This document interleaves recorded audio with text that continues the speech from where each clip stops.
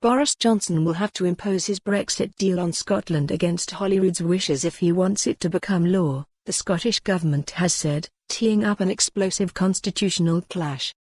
SNP Brexit Secretary Michael Russell said he could not recommend MSPs giving their consent to the UK government's withdrawal agreement bill.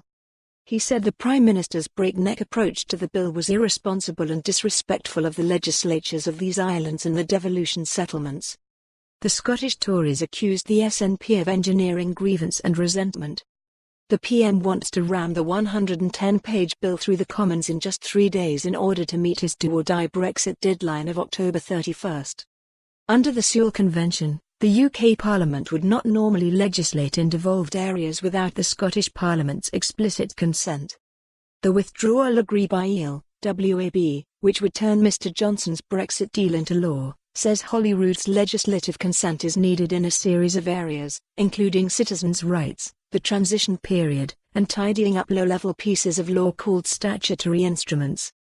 However, the Scottish Government today lodged a Legislative Consent Memorandum, LCM, at Holyrood setting out its opposition to granting such consent.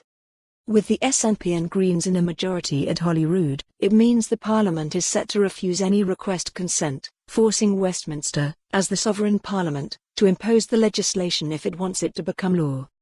This has happened only once since devolution began in 1999, when Holyrood withheld its consent for the original Brexit bill, the EU Withdrawal Bill, last year only for it to be passed by MPs regardless. It caused a furious backlash from the SNP and questions about the value and credibility of the Sewel Convention, which is not legally binding. If a similar thing was to happen with the Withdrawal Agreement Bill, it would be cited by the SNP as further evidence of Westminster disrespecting Holyrood, and another argument in favour on independence. In a letter to Brexit Minister James Duddridge, Mr Russell said the Scottish Government was opposed to the bill first and foremost because Scotland did not vote for Brexit. The deal Mr Johnson negotiated last week would also be damaging to Scotland and to the United Kingdom, and failed to remove the possibility of a no-deal Brexit at the end of the next phase of trade negotiations, which are due to end in December 2020. Mr Russell went on, the approach of the UK government to the passage of the bill is irresponsible and disrespectful of the legislatures of these islands and the devolution settlements. This is one of the most important pieces of legislation ever to be considered by the UK and Scottish Parliaments as the implementation of the Withdrawal Agree. For more on this story, visit the news article link.